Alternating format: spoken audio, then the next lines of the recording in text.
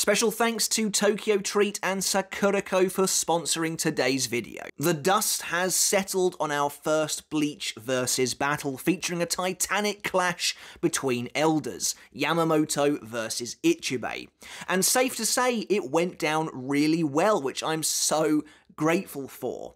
And in the aftermath, there have been tons of ideas put forward for who the next battle should feature, and eventually I hope to get to as many of these matchups as possible.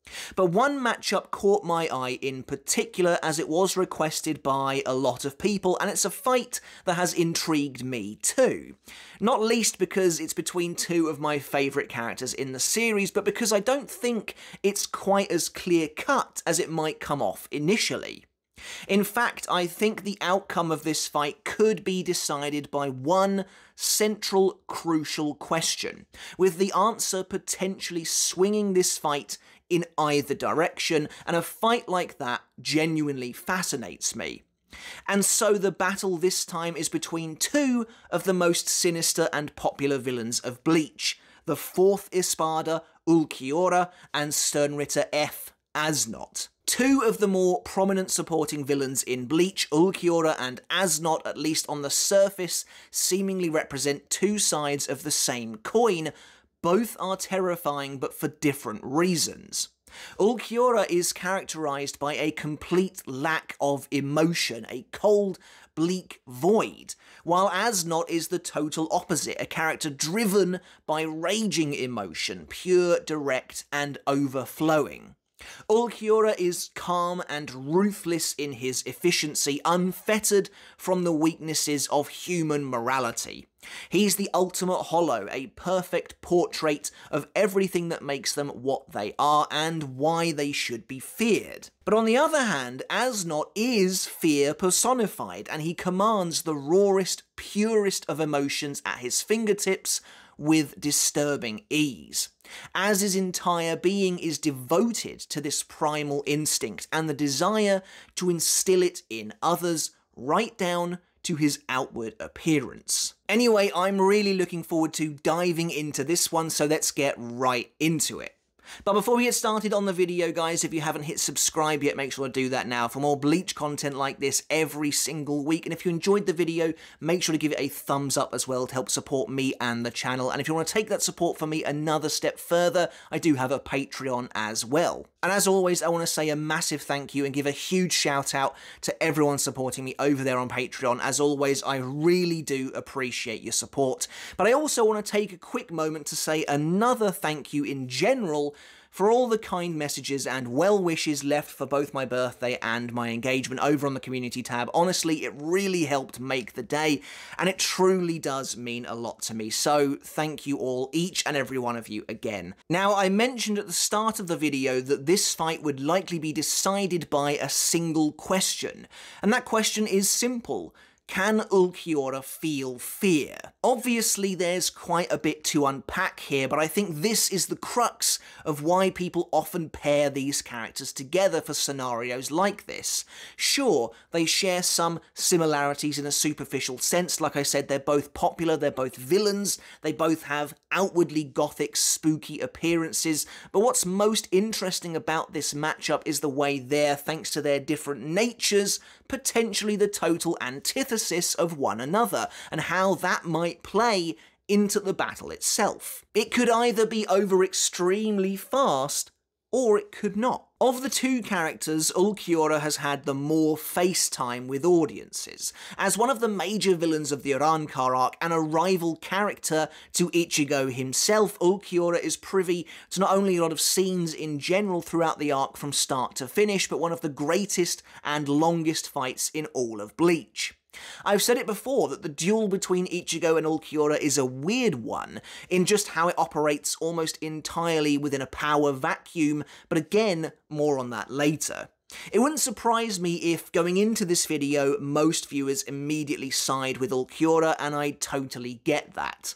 But I think we'd be wise not to underestimate Äs Nödt. While he doesn't have the same prominence as Ulquiorra overall, as far as Sternritter go, Äs gets a great showing, with 2 full fights under his belt. While Ulquiorra may be a rival character to Ichigo, Äs isn't far behind in terms of the standing of his heroic opponents.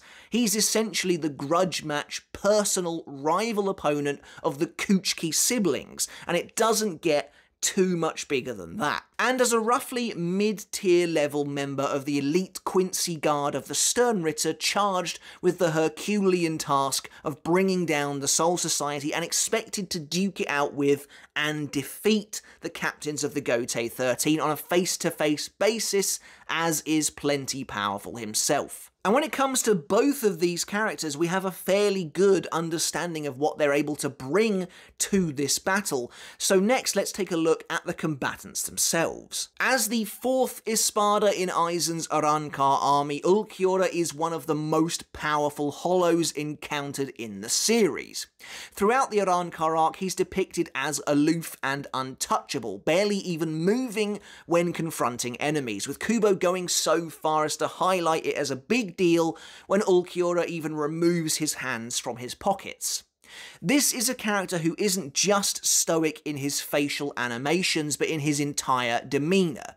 It takes a lot to get him to react with anything other than a blank stare. As his unmovable general, Aizen relied on Ulquiorra a lot, deferring tasks to him and even feeling confident enough to leave Las Noches in the Espada's care upon initiating the assault on Karakura town. In his visuals and presentation, Ulquiorra is the very darkness of Hueco Mundo brought to life. I get the impression Kubo wanted to depict him as the ultimate scourge of humanity, the unyielding, dark reflection of Ichigo himself. Ulquiorra can't fathom human emotion, human understanding and empathy, and balks at the very idea of becoming more human himself. All these factors and more coalesce to make a genuinely compelling antagonist, and yes, one of Bleach's best. There's an ongoing discussion within the community as to how powerful Ulquiorra actually is, and whether or not he's really the strongest of the Espada, mostly thanks to his Segunda Etapa form, which no other Espada had achieved at the time. I'm not going to get into this here, as I want to dedicate a video to this question at some point, but strongest in general is a vague and nebulous term, and often means a variety of different things. What's important here is that Ulquiorra is absolutely one of the strongest Arrancar and has displayed proficiency in virtually all areas of combat. In my mind, there are things that make Ulquiorra dangerous beyond just his raw strength. Compared with most other Arrancar, Ulquiorra is seemingly of sound mind. He's calm, collected, rational, and intelligent, traits shared by really only the absolutely most well-rounded of the Arrancar. Even Baragon, the king of Hueco Mundo himself, is deranged and delusional. His enormous godlike power is offset by an extreme arrogance that verges on unhinged. Ulquiorra's unique rationality can be seen in his decision to forego more power for improved regeneration. It's apparently somewhat unheard of within the Arrancar, but it's a smart move. Thanks to his incredible regenerative powers, Ulquiorra can keep fighting long beyond the limits of most of his contemporaries, restoring his own limbs or even his obliterated body in a matter of seconds. Ulquiorra is shown to be a master combatant and excels in all areas, his effectiveness matched only by his callous brutality. From casually deflecting an energy blast from Kisuke Shikai with his bare hand, to defeating Ichigo himself not once but twice, with the second outcome resulting in our hero's actual death by Ulquiorra's own hand, something no other villain in the series has been capable of achieving. While never specifically claiming to be the best in any particular area, to do so anyway would be out of character for the 4th Espada. Instead, he quietly displays his aptitude in almost every area during his fights. His immense durability allows him to walk away from an overbearing Getsuga Tensho with very minor injuries, while his Hierro enabled him to be struck at point-blank range by Ichigo's blade in bankai, receiving only the smallest of nicks. On the opposite end of the spectrum, his devastating Sero seriously injured Ichigo while knocking Nell unconscious, all with minimal effort on the Espada's part, before he immediately caught them both up and proceeded to devastate Ichigo without hesitation. A recurring trope in Bleach is that characters who shout about their prowess and abilities are often not quite what they're chalked up to be, with very few exceptions. Ulquiorra is naturally the reverse of this, quietly and calmly executing Aizen's orders with lethality, displaying his power and strength in an organic way. Then of course there's Ulquiorra's Resurrección Murcielago, which is special in its own right. The initial release gives Ulquiorra access to incredible, devastating speed, Reiatsu lances with which to fight at in close range in place of his Zanpakuto, and the Black Sero, known as Sero Oscuras. As one of the top 4 Espada, Ulquiorra is forbidden from releasing his Zanpakuto under the dome of Las Noches for fear of completely obliterating it due to his colossal Reiatsu. But as we know, Ulquiorra takes things one step further. After promising to show Ichigo the true meaning of despair, he is enveloped by complete inky darkness, the visual of which depicts it as blotting out the moon, the only source of light in Hueco Mundo itself. This darkness bleeds away like a shadowy sludge, revealing Ulquiorra's mythical Segunda Etapa, draping him in a form that's demonic, horned and winged like a devil, with a gaping hole in the very centre of his being. And as expected, this form only continues to ratchet up Ulquiorra's own power and resilience, giving him the ability to obliterate an entire area with his Lanza del Relámpago power, one that he can summon again and again, seemingly without limit. But as I've mentioned in the past when discussing this form, it's difficult to truly quantify its strength. Ulquiorra is a hard one to gauge in many respects due to his proximity to Ichigo within the story.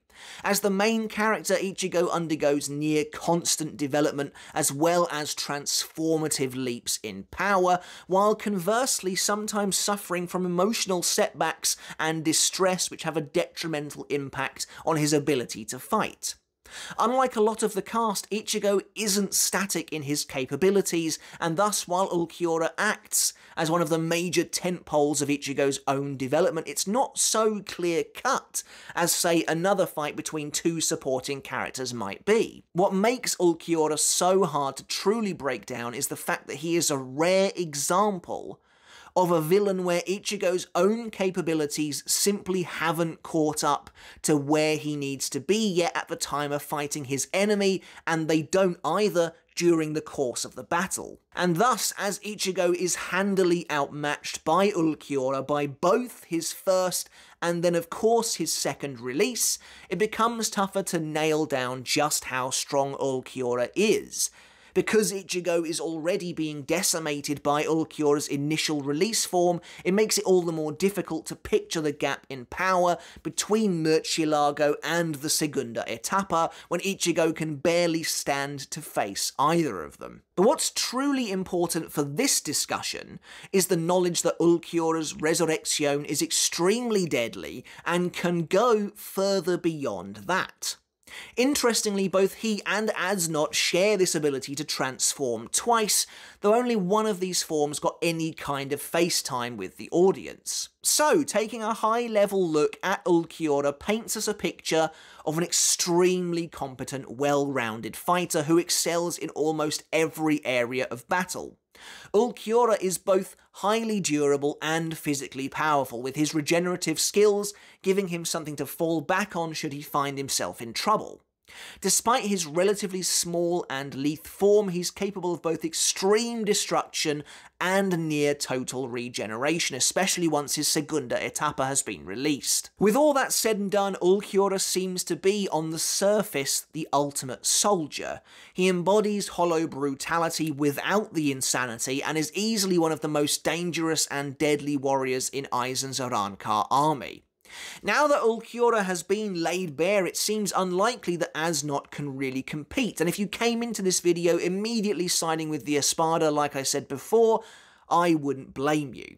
But we'd be wise not to underestimate a Sternritter. So let's take a look at the opponent, as Äs Nödt comes equipped with one thing Ulquiorra doesn't have: a singular, completely broken ability. When breaking it down like this, something becomes quite clear. Äs Nödt and Ulquiorra are almost completely different fighters. Where Ulquiorra is skilled with the blade and a surprisingly physical combatant, employing his innate hollow techniques alongside raw power and speed, Äs Nödt relies heavily on his Schrift, the Fear, his core ability that acts as a nexus for his entire fighting style. There's a good reason for this though, as the Fear is extremely powerful and, as we've seen, capable of defeating Captain class opponents with relative ease. However, when this power of his is stripped away through whatever means, we've seen that Äs Nödt struggles to deal with an enemy that can circumvent his greatest, most potent trick. It makes for an interesting matchup, to say the least. While Äs Nödt might not get the same amount of panel time as Ulquiorra, he still does pretty well, and we get a solid look at what he can and can't do. Of all the Vandenreich Sternritter, many readers felt Äs Nödt made clearly the biggest impression during the Quincy's first invasion of Soul Society. Going up against the 6th Division, Äs Nödt successfully stole Byakuya Kuchiki's bankai before quickly overwhelming him with the Fear, and it was here that we really got to see this power in its terrifying glory. One strike from Äs's thorn-like arrows and his enemy is quickly overcome by a trembling, sinister, primal fear that rises up from the inner depths of one's subconscious to render them completely and utterly helpless.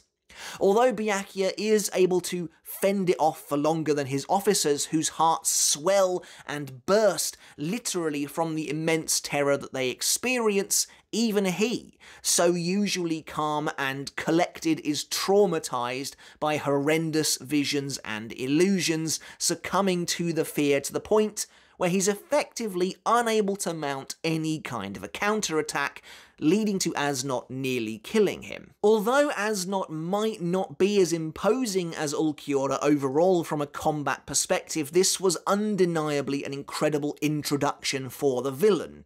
As a member of the Sternritter and able to steal and control Senbon Zakura Kageyoshi, Äs Nödt has Reiatsu roughly equal to that of Byakuya himself, which is already impressive. Although, of course, for this particular matchup, Äs Nödt won't have access to Byakuya's bankai, as thieving that power isn't a skill he innately possesses, but it doesn't matter. The Fear was more instrumental to his overall victory anyway. And later, against Rukia, Äs Nödt's Vollständig Tartar Foras only emboldens this horrifying power even further, taking it to, frankly, ridiculous extremes. Where Äs Nödt used to have to land a hit to affect his opponent with the Fear, now they need only lay eyes upon him to fall into a mind-breaking trap. This is truly Äs Nödt's trump card. Much like many of the Sternritter, the ultimate form of his Schrift is completely busted, allowing him to influence his enemy in a crippling way without expending any real effort himself whatsoever. The reason we've spoken almost exclusively on the Fear so far is simple. It's Äs Nödt's main avenue of combat. Unlike Ulquiorra, who has a wide array of combat skills available, yet none that are well and truly powered, I'd say, Äs Nödt focuses really everything he has on debilitating his enemy with the Fear. But admittedly, it's not the only thing he has going for him, and as always, the Sternritter come with many tricks of their own too, inherent to them as a faction. With Blut Vein, he has a powerful defense, allowing him to effortlessly swat away Renji Shikai with his bare skin.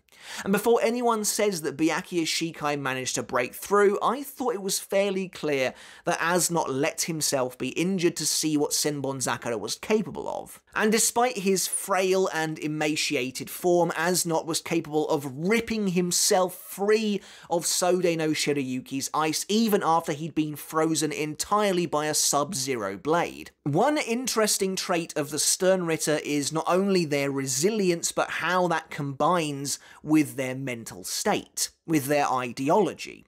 As we see when Äs Nödt tears himself out of the ice, he does so, it seems, in immense agony. But he's focused, even going so far as to claim that Rukia's true Shikai doesn't instill fear nor even pain in him. His zealous nature, wanting to please his god king at all costs, allows him to perform incredible feats of survival, admittedly at injury to himself. And of course, on top of all of that, as a Quincy, Äs Nödt is capable of dominating Reishi and bending it to his will. This brings up an interesting point of conflict. One of the greatest disadvantages Äs Nödt faces in this fight is the simple fact that his enemy is a Hollow, and of course Hollow Reiatsu is deadly poisonous to Quincy's.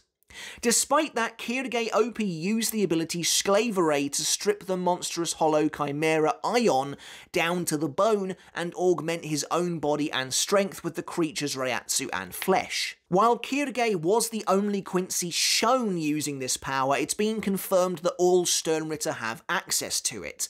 After all, it's simply their ability to absorb and dominate Reishi turned up to its highest potency. The key point here is that Kirige used it on a Hollow, voluntarily engaging with Hollow Reiatsu and even taking it into and wearing it on his body. What does this mean, and what does it mean for Äs in this scenario? While no official answer has yet been given, I wonder if Sclavere dominates and breaks down Reishi so much so that by the time it reached Kirige, it doesn't even resemble Hollow Reiatsu anymore, and therefore the negative effects are nullified. That's purely speculation on my part, but it's intriguing to think about all the same. And then of course, if we double back to Äs Nödt's holy form Tartar Foras, we see that this is where the Sternritter tries to completely overwhelm his opponent through a barrage of unstoppable, unblockable terror designed to completely break his enemy.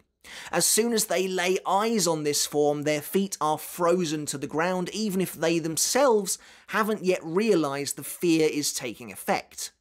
Äs Nödt's capable of encircling them in his terrible eyes, meaning his gaze can't be escaped, and the fear will permeate deep within their soul. Even shutting one's eyes merely exacerbates the effect of the fear within the darkness, causing them to fall into a pit of despair.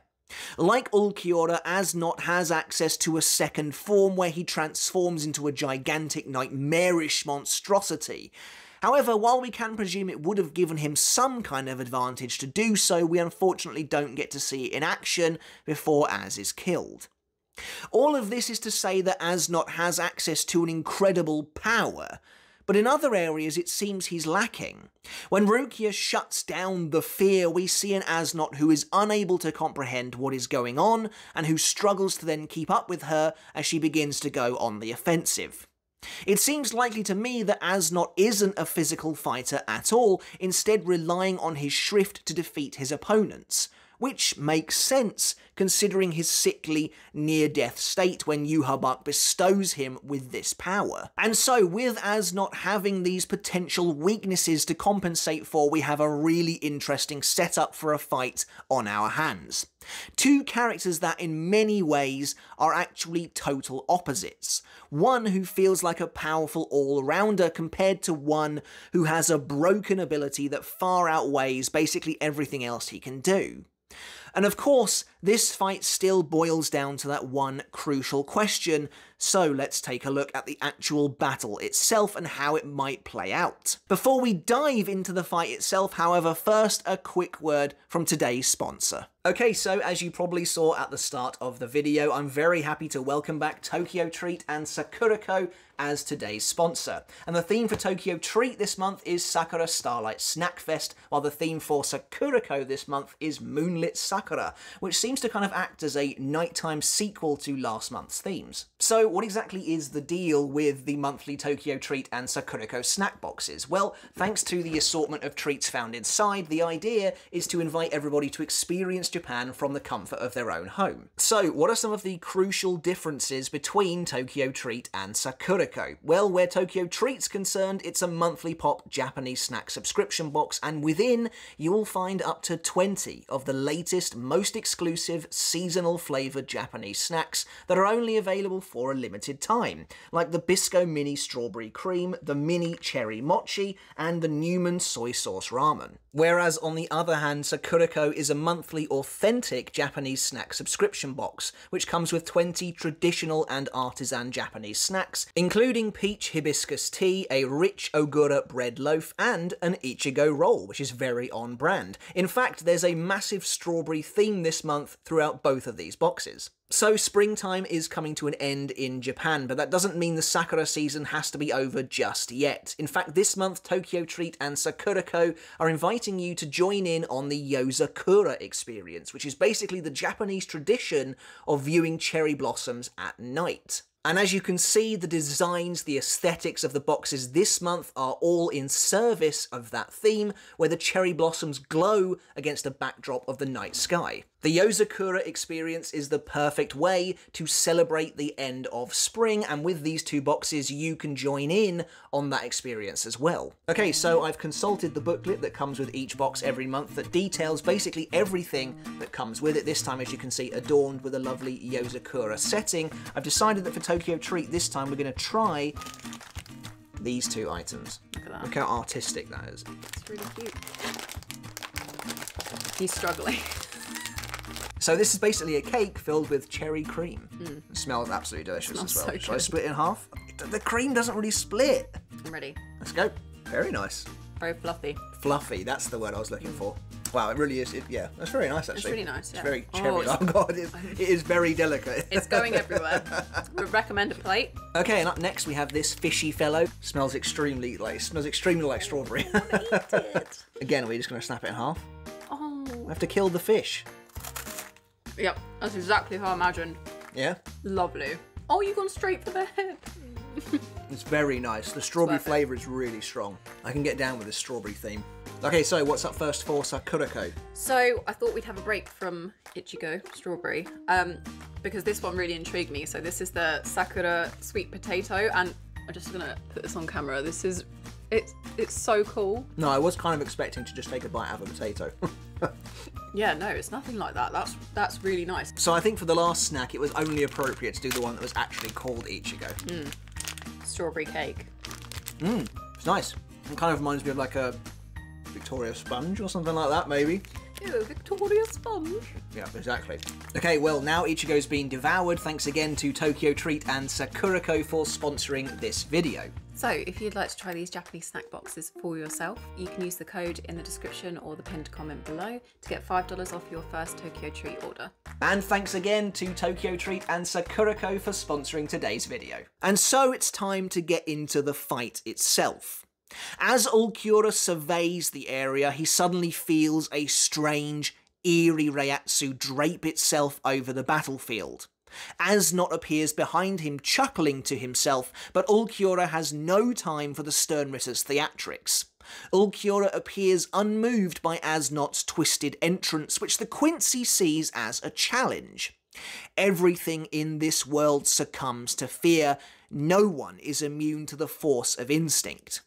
Ulquiorra, however, is unimpressed by what he sees, deciphering Äs Nödt's terrifying appearance for what it really is quite quickly, an attempt to project on others. Here, of course, we need to account for the individual character's state of mind. Ulquiorra would approach the battle in his usual manner, calm, quiet yet poised and ready for anything. Meanwhile, Äs Nödt is definitely more skittish. As the battle begins, his belief in his shrift is enough to to carry him some distance, but depending on what route the fight ends up taking, we've seen he's quick to descend into hysteria. Äs Nödt's biting, twisted sense of humour is another weapon at his disposal, and he attempts to rattle Ulquiorra by mocking his hollow nature and even his physical appearance, saying he shouldn't look so sad just yet. But Ulquiorra's continuing ambivalence is already beginning to infuriate the Sternritter. Much like Byakuya in the second invasion, Ulquiorra's refusal to rise to any of Äs Nödt's taunts is beginning to take its toll. Now, with Äs Nödt's mental state already beginning to fracture and Ulquiorra's general slow-moving approach to engagement, it seems likely to me that Äs Nödt would launch the first attack. If anything, it's a glimpse of his true fear. He doesn't want to give Ulquiorra even a split-second chance at getting close. And so again, much like the last versus battle, we have two characters who would want to control the battle in different ways. Äs Nödt, out of fear of Ulquiorra's hollow Reiatsu, would want to keep the Espada at bay as much as possible. Meanwhile, while Ulquiorra can fight well at range, particularly in his Resurrection, I think he'd want to get up close and personal to end this nuisance as fast as he could, most likely by ramming his hand into Äs Nödt's chest, as is his trademark. Quickly summoning his Ring of Thorns, Äs Nödt launches a bombardment of arrows towards Ulquiorra. Ulquiorra would be able to dodge them fairly effortlessly, fleeing from them in the same way Rukia did. Äs Nödt mocks Ulquiorra for keeping his hands in his pockets, telling him he won't be able to outrun the fear forever.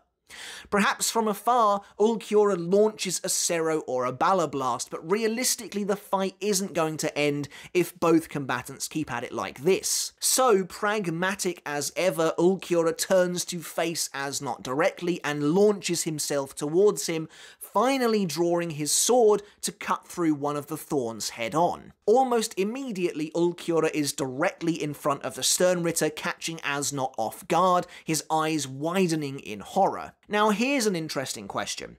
As Ulquiorra goes to stab Äs Nödt in the chest with his hand, can it be blocked by Bleach Vein? Personally, I think so. We've seen Bleach Vein do some incredible things like protect Roid Lloyd from the effects of Yamamoto's bankai, and in the 1000-Year Blood War arc anime, Bleach Vein even allows Äs Nödt to be struck in the face by Senbon Zakura and emerge unharmed. So Ulquiorra attempts to end the fight quickly, only to be shocked himself when his fingers connect with Äs Nödt's chest and are stopped on the surface, glittering blue veins gathering in the centre of the Quincy's body. Grinning beneath his mask, Äs Nödt's eyes narrow with glee, and he blasts Ulquiorra with a reishi thorn. And so, of course, this is where that central question finally comes into play, so let's take a look. Can Ulquiorra feel fear? It's an interesting question for sure. As an Espada, Ulquiorra's aspect of death is nihilism, emptiness, the belief that life is meaningless, that everything is without meaning, and all of that is embodied by his brilliant emerald eyes. As far as Ulquiorra is concerned, all that exists within his eyes. If he can't see it, it doesn't exist, which means he has a fundamental lack of understanding and comprehension of metaphysical concepts. All that Ulquiorra understands is the physical, what he can see right in front of him. This does seemingly put him at odds with Äs Nödt, whose entire power is about manifesting his enemy's innermost instinctual fears. But that's intriguing to me. Ulquiorra seemingly can't understand abstract concepts, but fear is very much a primal, animalistic instinct. It's not a concept per se, it's something all beings have to some degree. There's also the argument that, as a being who represents emptiness and the void, Ulquiorra doesn't feel fear or really any emotion too. And we see this too. When he's about to be killed by Ichigo, he shows no sign of any emotion, only a simple acceptance of the fact he's lost. It's from this angle that I call Ulquiorra the ultimate hollow, except even that's not entirely true. Ulquiorra has shown emotion from time to time, and a big aspect of his character was his grappling with his emerging humanity in the face of Ichigo's perseverance and emerging hollowdom. As Ichigo continues to defy him, Ulquiorra rages at him in a brief moment of lapse, showing a very human anger at his foe's insistence to keep fighting in the face of futility, something Ulquiorra doesn't, nay, cannot comprehend. Not only that, but as he dies, it's clear that Ulquiorra has finally understood what this idea of the heart is, the metaphysical concept at the core of his struggle, meaning despite everything, despite who he is and what he represents, he does have the capacity to understand. Plus, even with all of that said and done, if this isn't fear on Ulquiorra's face on this panel, I don't know what it is. And so we return to our battle with one of two outcomes. The first outcome, Äs Nödt's thorn strikes Ulquiorra and absolutely nothing happens, at which point Ulquiorra turns and slices upwards with his sword, dragging it across Äs Nödt's chest and most likely wounding him. Shocked, Äs Nödt darts backwards, horrified that Ulquiorra doesn't seem able to experience even a primal instinctual fear. And at this point, the battle is effectively over. If Ulquiorra is truly incapable of feeling that emotion, that instinct, then even Äs Nödt's holy form won't be of any use, and Ulquiorra quickly defeats him. Maybe Ulquiorra needs to use his first release form just to have enough destructive power to kill Äs Nödt's complete communion form, but again, we really don't know. And it's possible Äs Nödt tries to use Sklavere on Ulquiorra once in Volstendig out of desperation, but again, I think Ulquiorra would be too fast for him by this point, overwhelming an opponent he already knows is on the back foot. Also, the mechanics of Sklavere are weird. Kirige was able to strip Aion to the bone instantly, but even up close, he was only slightly wounding Orihime and the others, peeling away at their flesh relatively gradually. So presumably it has something to do with the victim's Reiatsu level, or even it's the fact that Aion is more a construct than a living being. So even if Äs Nödt tried to use Sklavere to reduce Ulquiorra to nothing, it probably wouldn't work fast enough, and Ulquiorra would almost certainly shrug off the damage to get in close and finish the Quincy once and for all. That being said, imagine how cool Tartar Foras would look with Ulquiorra's black wings. So yeah, if Ulquiorra is unaffected by Äs Nödt's Shrift, I think things would go predictably bad for the Sternritter. That's not to say he would be instantly defeated, as we've noted before, he has impressive resilience and a will to keep fighting and keep living, but the fear is his trump card. It's Äs Nödt's greatest strategy, and without it he's left floundering. However, I just don't think this outcome is likely for the reasons I've expressed. Fear isn't a metaphysical abstract concept that's hard to comprehend. It exists. It can be seen by Ulquiorra's eye, in other people, even in his own enemies. And Ulquiorra is a hollow, a creature of instinct, no matter how well he hides it. So in the second outcome, Äs Nödt's thorn lands true, striking Ulquiorra and causing him to skid backwards, putting distance between him and his foe. Now, as we saw with Byakuya, the fear wouldn't take hold immediately.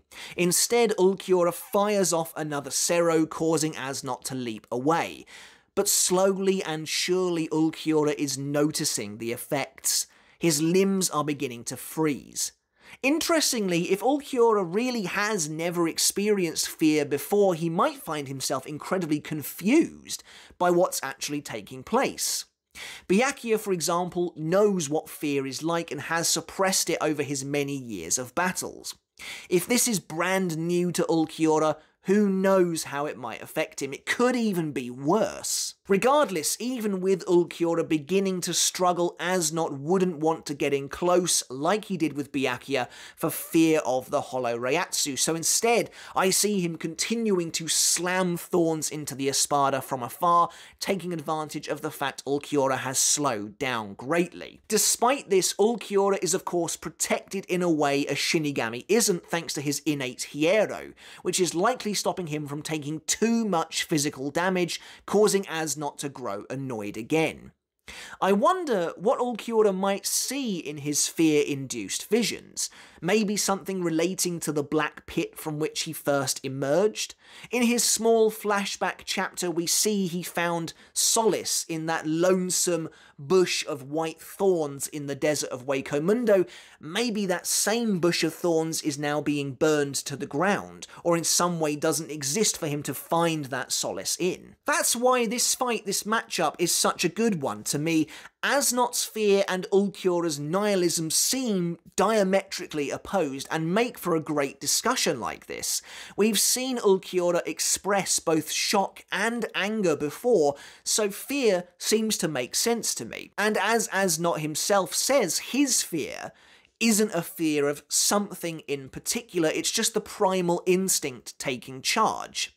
So Ulquiorra doesn't necessarily need to see anything at all, and I think Kubo mostly did that just because it's a great visual in a visual medium. Now, of course, in the source material, Byakuya eventually helps Rukia free herself from the grip of the fear by helping her realise that fear doesn't come from nothing. It's always burgeoning from something, and what they're seeing in this fight is Äs's own fear reflected back at them, but here Ulquiorra has no one to help him come to that realisation. To continue with this fight, we need to look at another point that hasn't really been considered. When an Arrancar releases their Zanpakuto, their wounds are all completely healed, and I wonder if that includes psychological wounds too. The wounds given to Ulquiorra from the thorns would all vanish, making me wonder if their effects would disappear in kind. In fact, Urahara himself mentions to Askin that when an Arrancar uses Resurrection, their Reiatsu completely transforms from that of an Arrancar to a hollow. And I think that would absolutely apply here, and would probably be a pretty cool application of that theory. The transformation of Reiatsu roots out the fear and dispels it, especially if that new Reiatsu is now purely hollow. As Äs Nödt gloats that Ulquiorra is experiencing fear, the Espada unleashes his Resurrection Murcielago, transforming in a hail of black ichor-like rain. When Ulquiorra emerges from the shadows, brushing the veil aside with a huge wing, the entire battlefield has been blanketed by darkness, creating a very fitting arena for these two demonic, hellish fighters. Äs Nödt is shocked to see that Ulquiorra has either managed to rid himself of the fear completely by transforming, or is at least continuing now to suppress it, his increased Reiatsu in this new form allowing him to push it back down further once more. Äs Nödt attempts to prepare himself, but Ulquiorra is instantly upon him, wielding his shimmering lance, and slashes the Sternritter across the chest. Eyes bulging in shock, Äs Nödt darts backwards, but thanks to Ulquiorra's hollow Reiatsu, even one strike like that does incredible damage to the Quincy. Having seen what Äs Nödt can do with his own eyes, Ulquiorra doesn't give him a chance to collect himself after that first attack, rushing forwards to strike him again, dealing Äs Nödt a terrible blow and sending the Sternritter flying. With this form of Ulquiorra's, Äs Nödt's Blut Vein is struggling to react fast enough to really do anything. And so Äs Nödt emerges from the rubble, his mask ruined and tattered, and he activates his holy form in a column of blue light. As the pillar of angelic light shatters, revealing Äs's twisted new self within, Ulquiorra states it's pointless no matter what the Quincy does. Except, of course, the fear has once again already taken hold. Ulquiorra attempts to swipe a lance at Äs Nödt, quickly realising his feet aren't moving at all. Äs Nödt reveals his ultimate trump card. When his holy form is released, his enemy only needs to look upon him to succumb to the fear once again. As Ulquiorra begins to tremble, his heart finding itself within fear's grip once again, Äs Nödt encloses him within his dome of eyes, ensuring the Espada cannot escape his gaze. Roaring, Ulquiorra unleashes a massive black Cero, tearing through Äs Nödt's dome like a laser and shattering the eyes.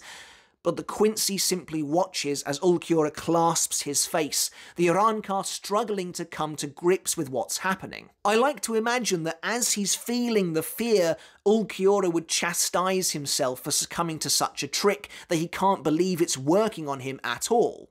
Interestingly, we don't know if Äs Nödt still has access to his thorns or not in Vollständig. Presumably not, since the fear is so potent now, he only needs to stand there and let it do its work. And so Äs Nödt declares that Ulquiorra's heart is about to explode from the overwhelming terror, laughing maniacally as it seems on the surface. The Sternritter has won the fight. Of course, Ulquiorra has one last trick left up his sleeve. As the dome of eyes begins to reform around him from the damage of the Cerro, to Äs Nödt's shock and horror, a great blackness suddenly befalls them, filling the entire dome and blotting out each of Äs Nödt's many eyes. Ulquiorra's dark Reiatsu leaks out of the dome itself, and Äs Nödt begins to feel stifled by a power so great it feels like an ocean above him. When the darkness subsides, Ulquiorra stands tall in his Segunda Etapa, once again having removed the fear from his Reiatsu, instead showing Äs Nödt true despair. Now, the intricacies of Tartar Foras are strange. Äs Nödt claims that you only need to look at him to feel the fear, so presumably as soon as this newly released Ulquiorra sees Äs Nödt, the fear will begin working its way into his system once more. Yet when Byakuya arrived on the battlefield, despite looking directly at Äs Nödt, he wasn't affected at all, and Äs Nödt himself seemed to imply with his "too late" comment that he was going to use the eyes he summoned instead to affect Byakuya. So I'm not really sure how it works, but crucially what's important is that Ulquiorra is now in a position to overwhelm Äs Nödt no matter what. Even if Ulquiorra was affected once again by the fear at this point in the battle, he now has the firepower to completely decimate the entire surrounding area no matter what, nullifying Äs Nödt's own advantage and power. In a way, it would be similar to how Bambietta escaped Shinji Sakanade, but on a larger scale. If Ulquiorra feels himself beginning to stagger, beginning to succumb, he can simply summon a Lanza del Relampago and just bomb the entire battlefield, swallowing up everyone in his power. And of course, in this form, Ulquiorra can use Lanza del Relampago as much as he pleases.